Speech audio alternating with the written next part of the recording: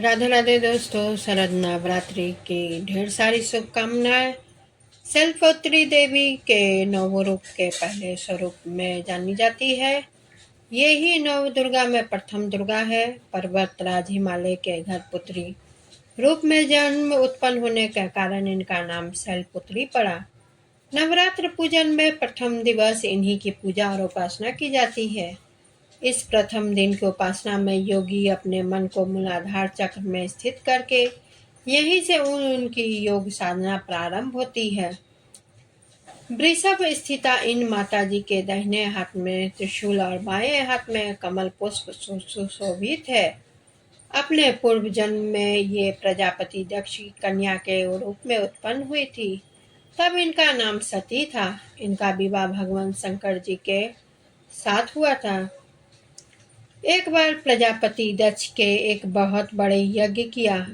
इसमें उन्होंने सारे देवताओं का अपना अपना यज्ञ भाग प्राप्त करने के लिए निमंत्रित किया, किंतु शंकर जी को उन्होंने इस यज्ञ में निमंत्रण नहीं किया। सती ने जब सुना कि उनके पिता एक अत्यंत विशाल यज्ञ का अनुष्ठान कर रहे हैं, तब वहां जाने के लिए उनका मन विकल हो उठा। अपनी यह इच्छा उन्होंने शंकर जी को बताई। सारी बातों को पर विचार करने के बाद उन्होंने कहा, प्रजापति दक्ष किसी कारणवश हमसे रुष्ट है। अपने यज्ञ में उन्होंने सारे देवताओं को निमंत्रण किया है, उनके यज्ञ भाग भी उन्हें समर्पित किए हैं, किंतु हमें जानबूझकर नहीं बुलाया है, कोई सूचना तक नहीं भेजी। ऐसी स्थिति में तुम्हारा वहां जाना किसी प्रकार से भी श्रेयकर नहीं है। शंकर जी के इस उपदेश से सती का प्रबोध नहीं हुआ। पिता का यज्ञ देखने वहां जाकर माता और बहनों से मिलने की उनकी व्यग्रता किसी प्रकार भी कम न हो सके। उनका प्रबल आग्रह देखकर भगवान शंकर जी ने वहां जाने की अनुमति दे दी। सती के पिता के घर पहुंचकर देखा कि कोई भी उनसे आदर और प्रेम के साथ बातचीत नहीं कर रहा है। सारे लोग मुंह फेर रहे हैं। केवल उनकी माता ने स्नेह से उन्हें गले लगाया। बहनों की बातों में व्यंग और उपहास के भाव भरे हुए थे। परिजनों के इस व्यवहार से उनके मन को बहुत क्लेश पहुंचा। उन्होंने यह भी देखा कि वहां चतुर्दिक भगवान शंकर जी के प्रति तिरस्कार का भाव भरा हुआ है। दक्ष ने उनके प्रति कुछ अपमानजनक वचन भी कहे।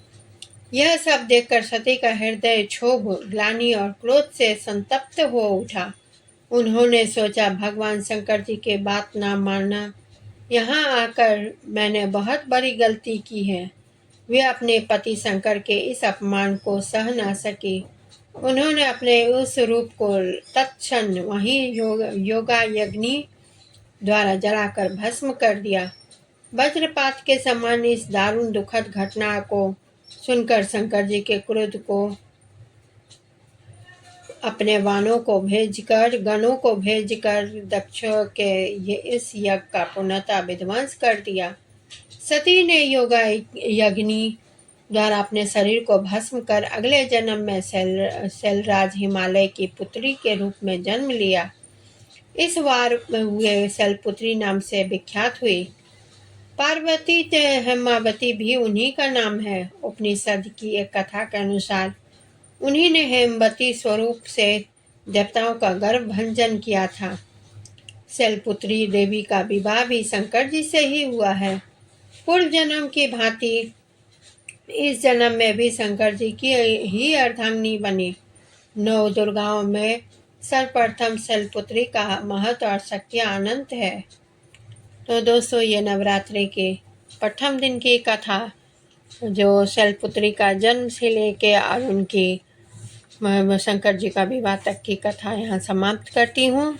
मेरा वीडियो आप लोगों को कैसा लगता है, आप लोग कमेंट करें, लाइक करें, शेयर करें और चैनल को सब्सक्राइब करें और बेल आइकन को दबाना बिल्कुल ना भूलें, क्योंकि बेल आइकन ना दबाए तो आपको मेरा वीडियो का न्यू नोटिफिकेशन आप तक नहीं पहुँचेगा। इसी के साथ मैं विदा लेती हूँ। धन्यवाद।